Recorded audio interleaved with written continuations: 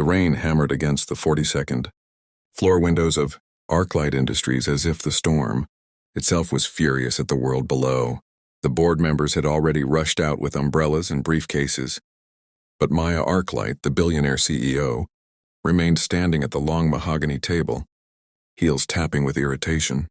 Another day wasted cleaning up everyone else's incompetence.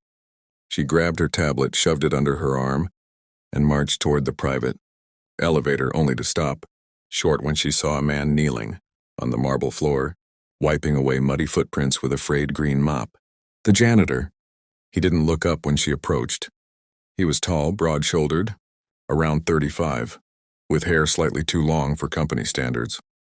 His gray uniform was faded, and yet he worked with quiet precision, as if the task mattered. It annoyed her instantly. "You missed a spot," Maya snapped. He paused, wrung out the mop, then continued as though she hadn't spoken. She stepped closer. "I'm talking to you. You're making this place look sloppy. Do your job properly." This time he stopped.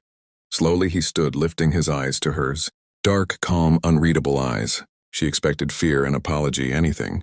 What she got instead was a quiet, steady reply. "I'm doing my job properly." His voice wasn't submissive. It wasn't sharp either. It was controlled, measured. A man who did not fear her title. That alone irritated her further. "Don't get smart," she said coldly. "You work for me. If you can't handle basic cleaning, I'll get someone else to do it." He didn't flinch. "Then you should have hired someone else." Her jaw tightened. No janitor had ever spoken to her like that. She noticed a black band wrapped around his right wrist, some worn cloth bracelet, like he was covering something. She dismissed it. "What's your name?" "Eli." "Well, Eli, I expect better tomorrow." She made her voice icy. "If you want to keep your job, don't test me again." He picked up the mop and continued working as if she were invisible. She walked away with her jaw clenched, strangely more irritated by his calmness than the supposed incompetence. Who did a janitor think he was to speak to her like that? The days passed. Every night after everyone left, she would find him somewhere, quietly repairing a broken chair, reorganizing files that weren't his responsibility, polishing the metal elevator doors until they shined like mirrors. He wasn't lazy. He wasn't careless. If anything, he worked too well. But he never smiled at her, never looked intimidated, never rushed to obey her every word like people usually did. It bothered her. One Thursday evening, while reviewing documents in her office, she noticed movement outside the glass wall. Eli was replacing a flickering light panel in the hallway ceiling. Something about the way he moved caught her attention. His balance, his effortless grace, the steady precision. Nothing like a janitor fumbling with tools. More like someone well-trained, physically disciplined. She shook the thought away. Ridiculous. But the next encounter would shatter her assumptions completely. It was almost midnight when Maya stepped out of her office. The building was silent, lights dim. She walked toward the elevator, typing a message on her phone, when she heard voices from the far side of the hall. "Hey, you think you're better than us, huh?" 3 interns, boys in their early 20s, had surrounded Eli near the supply closet. Maya frowned. What were interns doing here so late? And why were they confronting the janitor? Eli didn't move. He simply continued folding clean towels into the cart. One of the interns shoved his shoulder. "Answer when we talk to you." Eli didn't react. The second one laughed. "Maybe he's too stupid to understand." "Or too scared," the third added. Eli lifted his head then, his eyes steady, expression unreadable. "Go home." The first intern shoved him again, harder this time. "Make us." Maya should have stepped in. She knew that. But something made her freeze. Something she didn't understand. She wanted to see how this would play out. The shove this time knocked a roll of towels off the cart. Eli picked it up, placed it back, and said again, still calm, still controlled, "Go home now." The intern raised his fist. What happened next happened fast, too fast. Eli moved like a whisper of wind. He stepped sideways, grabbed the intern's wrist, twisted gently but firmly, making the boy yelp and drop to one knee. Not injured, just neutralized. In the same motion, Eli shifted his body so the other two instinctively stepped back. His stance wasn't threatening, yet it radiated danger. He released the first intern, who scrambled to his friends, clutching his arm. "Leave," Eli said quietly. They left, practically ran. Maya's heart was hammering. She didn't understand what she had just witnessed. No janitor moved like that. No janitor handled confrontation like a trained operative. She stepped out. What was that? He didn't look surprised to see her watching. They were going to start a fight. I stopped them. That wasn't normal, she said. What you did, people don't move like that. He went back to stacking towels. Some do. Are you a fighter? Ex-military? She crossed her arms. You're too skilled to be a janitor. He didn't answer. Her eyes drifted again to the black band around his wrist. What are you hiding under that? He paused. None of your concern, he said simply. But now she was intrigued, and Maya Arclight rarely let go of her curiosity once it grabbed hold. The next evening, she stayed late intentionally. When she stepped out of her office, she found Eli repairing a window latch. A sharp crack of thunder shook the sky. She walked closer. You never answer questions, she said. You ask the wrong ones. She frowned. What would be the right ones? He looked at her then, really looked. Why does the CEO spend so much time worrying about the janitor? She opened her mouth, then closed it. I'm just evaluating my employees. He smirked, just barely. Her stomach tightened unexpectedly. She wasn't used to someone seeing through her. Why did you become a janitor? She asked. His eyes turned distant. Because I needed silence. Silence. What kind of man trained like a warrior chose mops and cleaning carts for silence? She followed him down the hall, her heels tapping as he worked. It annoyed her that he ignored her attempts at conversation. No one ignored the CEO of Arclight Industries. But she didn't expect what came next. The fire alarm exploded through the building. She jumped. Eli dropped the toolbox instantly. What's happening? She asked. Stay behind me. I'm the CEO. Stay behind me, Maya. Her heart skipped. He had never said her name before. They rushed down the hall as smoke began curling, from the direction of the lower floors.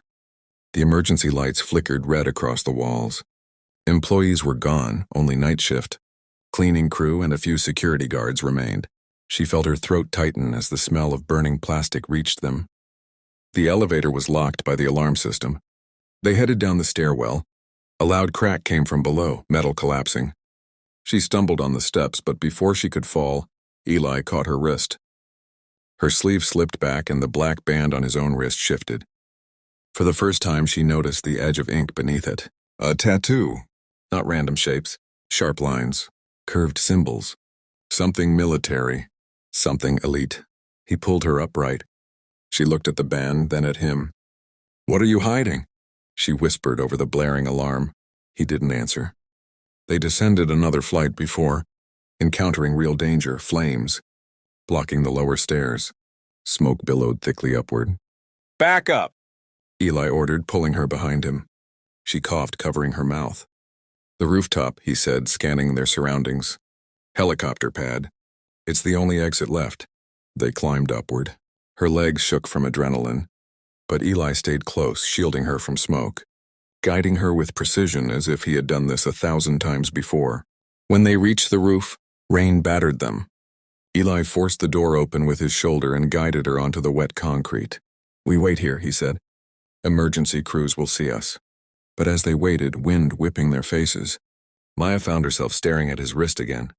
The cloth band was soaked, slipping slightly. His other hand pressed it back into place. Take it off, she said. No. Eli, he exhaled slowly. You don't want to know who I was. She stepped closer. You're not a janitor. Not even close. Tell me the truth. Thunder shook the air. The cloth slid another inch. She reached out before he could stop her and pulled the band free.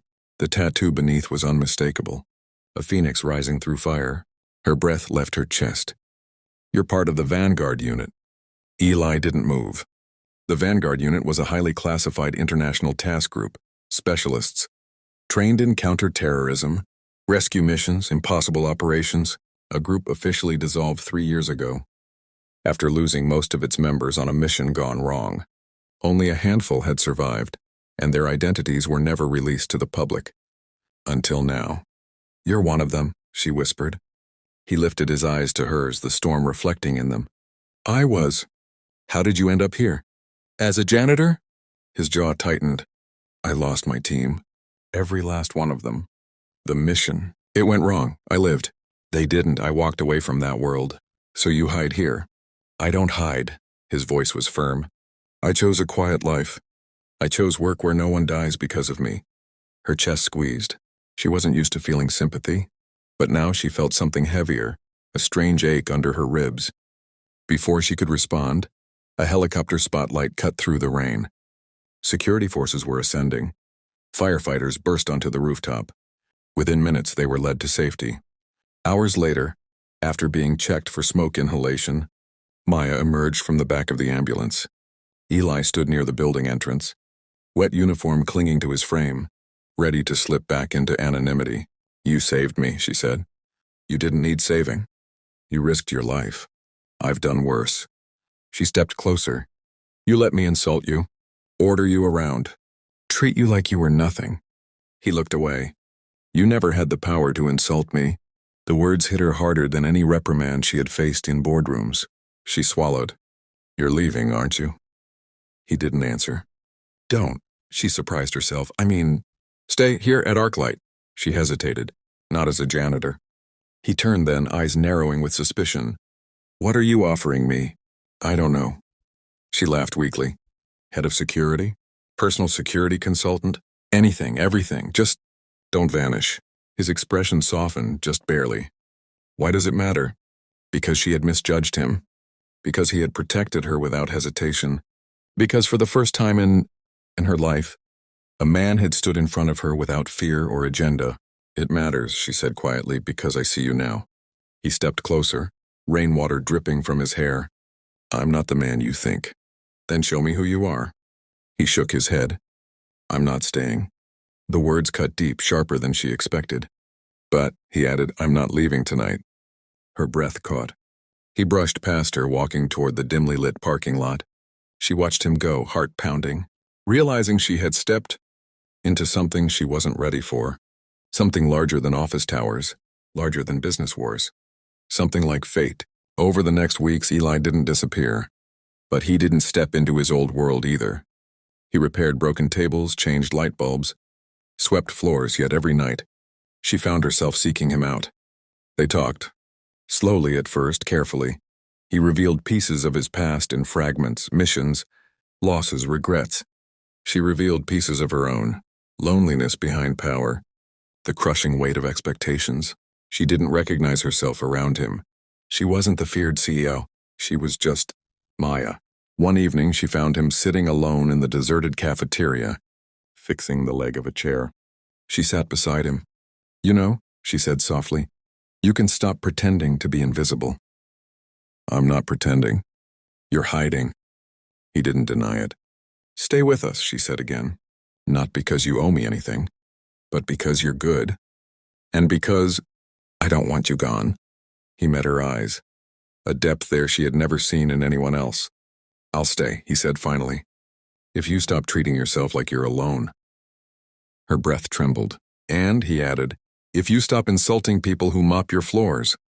A startled laugh escaped her. That was one time. It was 3. She rolled her eyes. Fine, 3. He smiled then, an actual smile. And she knew with absolute certainty that her world had shifted. Eli became the company's security operations lead within 2 months. No one questioned his competence after witnessing how he handled intruder, drills or crisis simulations. And Maya? She learned that the man she once dismissed was the only person in the building who truly saw her. Sometimes late at night, she would find him standing on the rooftop, looking over the city, the phoenix on his wrist glistening under moonlight. One night she stepped beside him. Why a phoenix? Because it rises after dying, he said quietly. I needed that reminder. You didn't die. In some ways, he said, I did. She touched his wrist gently, fingers brushing the tattoo. Then rise again, here with me. He exhaled, slow, steady, as if letting go of something heavy. Maybe he was. He leaned his forehead against hers, the city lights shimmering below. I already have, he whispered. And in that soft, quiet moment, the janitor who wasn't a janitor and the CEO who never let anyone close stood together. Not as boss and employee. Not as billionaire and nobody. but as two people who finally saw each other clearly. The world around them kept moving, storms, fires, corporations, secrets, but they stood still, reborn from the ashes of past lives, connected by a truth revealed in ink and flame, a truth neither of them could ever walk away from again.